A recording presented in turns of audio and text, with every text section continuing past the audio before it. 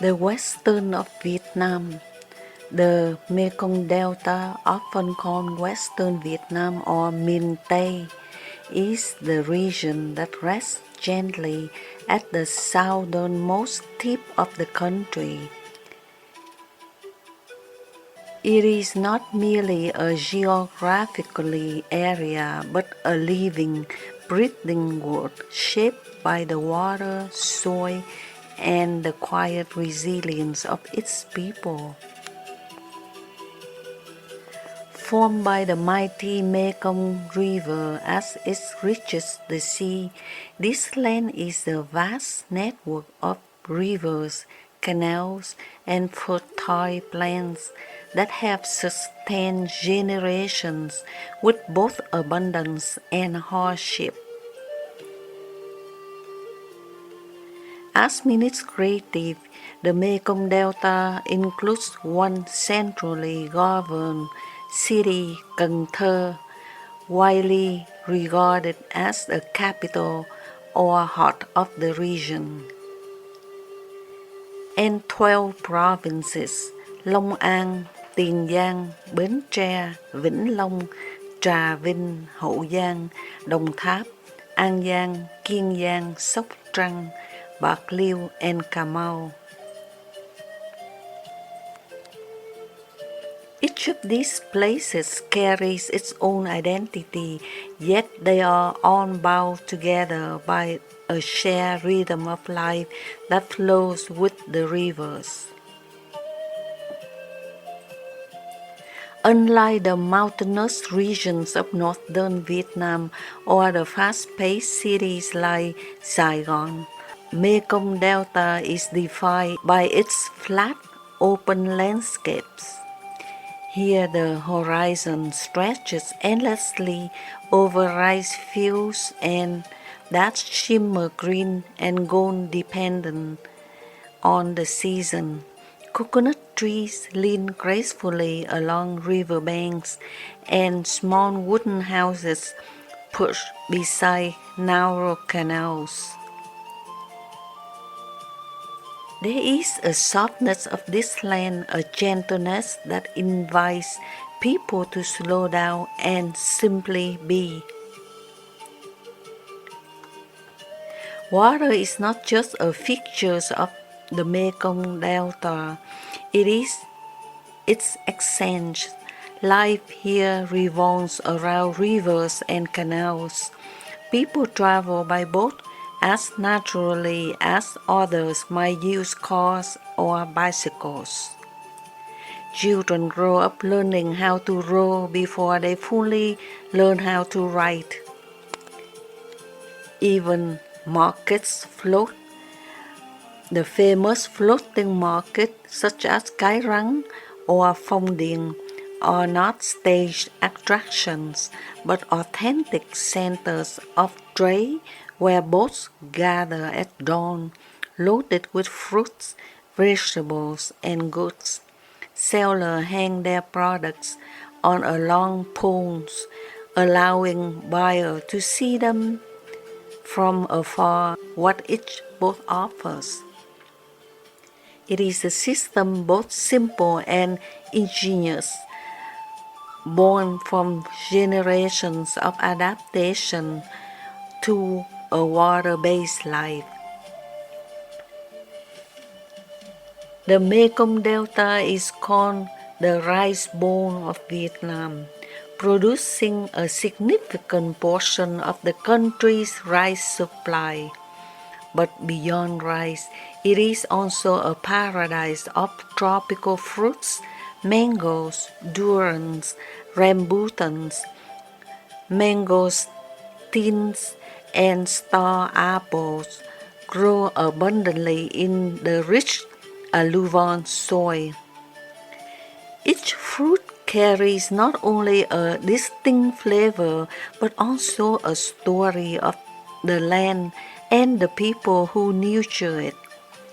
To walk through an orchard in the Delta is to experience kind of quiet generosity, trees heavy with fruit as its nature itself is offering a gift. Yet the true soul of the Mekong Delta lies in its people. The people of this region are known for their warmth, honesty, and openness. There is a natural hospitality in the way they welcome strangers, often treating guests like family even upon first meeting. Conversations are easy, laughter comes quickly, and generosity is given without calculation. It is not unusual for someone to invite you into their home for a simple meal, sharing what little they have with genuine kindness. This simplicity is not a sign of lack, but rather a reflection of a deeper understanding of life. People here do not chase after excess or complexity. They value relationships, community, and the quiet satisfaction of honest work. There is a certain wisdom in their way of living, a recognition that happiness does not come from accumulation, but from connection and contentment. However, life in the Mekong Delta is not without its challenges.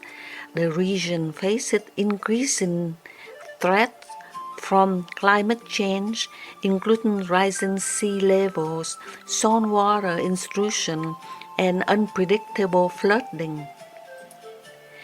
During the dry season, saltwater can seep deep into the inland areas, damaging crops and affecting livelihoods. In the rainy season, floods can both nourish and destroy. The people of Delta have learned to live with these cycles, adapting with remarkable resilience. They build floating houses, adjust their farming practices, and continue to find ways to survive and even thrive. There is something deeply humbling about this relationship between humans and nature. In the Mekong Delta, people do not try to conquer the land, they learn to live with it. They accept its changes, respect its power, and find harmony within its unpredictability. It is a way of life that teaches patience, flexibility, and gratitude. To visit the Mekong Delta is to step into different pace of existence.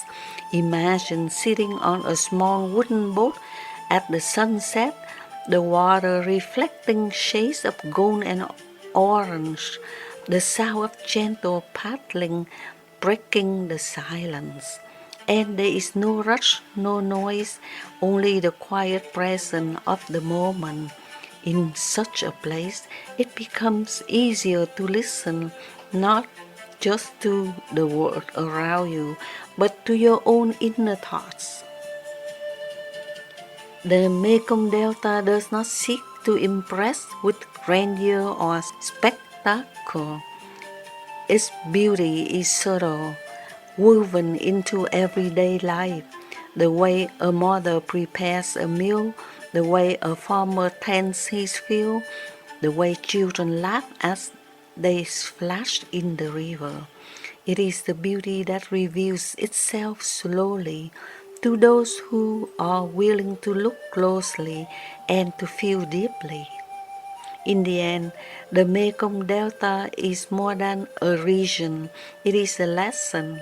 It reminds us that life does not have to be complicated to be meaningful, that peace can be found not in what we achieve, but in how we live, and that sometimes the richest places are not those filled with wealth, but those filled with heart.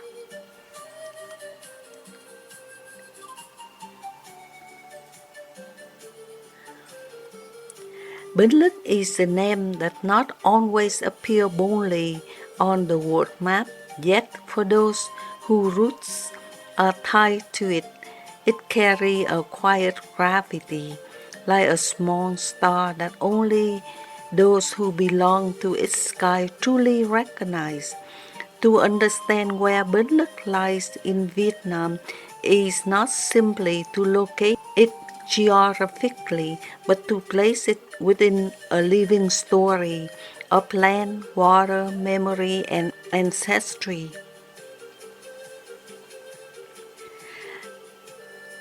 Bến Lức is a district of Long An, situated in the southern part of the country. Geographically, it rests at the threshold where the energy of urban expansion from Saigon begins to soften into the open, breathing landscape of the Mekong Delta. Because of this, Bến Lức is often described as a gateway to Miền Tây Nam Bộ. So is Bến Lức truly miền Tây?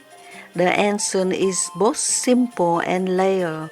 Administratively, Long An province is considered part of the Mekong Delta, which means Bến Lức does not belong to miền Tây. Yet culturally and geographically, it stands at the edge, like the first step into the different rhythm of life. It is where structure pulse of the city begins to loosen and to slower waterbound heartbeat of the delta takes over. If you were to look at a map, you would find Bến Lức just southwest of Saigon. It is connected by important roads and waterways, including the Vàm Cỏ, Mekong River, which flows quietly through the land like a memory that refuses to be forgotten. This river is not as famous as the Mekong itself, but it is deeply significant. Rivers in the southern Vietnam are never just rivers, they are lifelines, storytellers, and witnesses. And perhaps my family, Bến Lức, is exactly that, a witness. Long before highway and industrial zones appear, Bến Lức was a land shaped by migration, cultivation, and endurance. Like much of southern Vietnam, it was one of the wild and untamed regions, dense with forests, rich with wetlands, and difficult to settle. It was through the courage and labor and early settlers, many of whom came from the central and northern Vietnam, that this land was transformed into fields of rice, orchards, and villages. When you say this is the ancestral land, you are touching something sacred, because a Vietnamese culture, quê hương, is never just a place, it's a spiritual anchor. It is where the past continues to breathe through the present. I imagine my ancestors arriving in Bến Lức generations ago. The land would not have been easy. There would be been floods during the rainy season and dry, ragged earth during times of drought. Mosquitoes, wild terrain, and isolation would have tested their strength, and yet they stayed, they planted, they built homes not just of wood and thatch, but of hope. Over time, the land began to respond. The soil enriched by the river's sediments became fertile. Rice grew, fruit trees took roots. Children were born. Laughter replaced silence, and slowly that was once wilderness became home. This is the quiet miracle of places like Bến Lức. Nothing is handed easily, but everything that grows there carries meaning.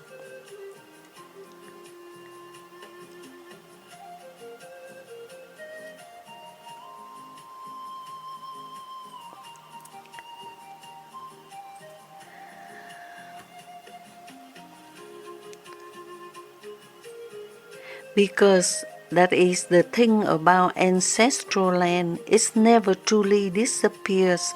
It lives on in rituals, in stories, in the way a person feels an explainable connection to a place that they may not have seen in years.